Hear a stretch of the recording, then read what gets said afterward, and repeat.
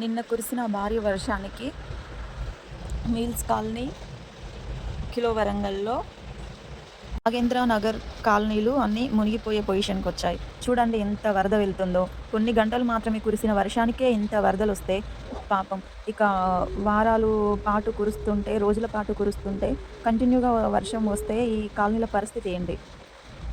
అక్కడున్న జనాల పరిస్థితి ఏంటి? అర్థం కావట్లేదు.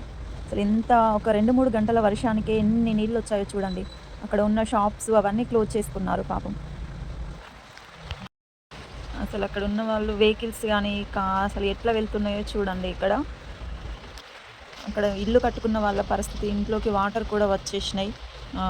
కార్లు, బండ్లు అన్నీ సగం సగం మునిగిపోతున్నాయి. ట్రాఫిక్ పోలీసులు ఎంత జాగ్రత్తగా పంపించినా గూడా ఒకవేళ అక్కడ కానీ తెలియకుండా గుంతలు గానీ ఏమన్నా ఉంటే వాళ్ళ పరిస్థితి ఏంటి?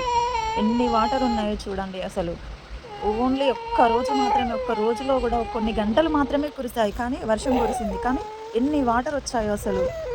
కొన్ని రోజుల పాటు వర్షం పడితే అసలు అక్కడ వాళ్ళ సిట్యుయేషన్ ఏంటో అసలు అర్థం అవ్వట్లేదు.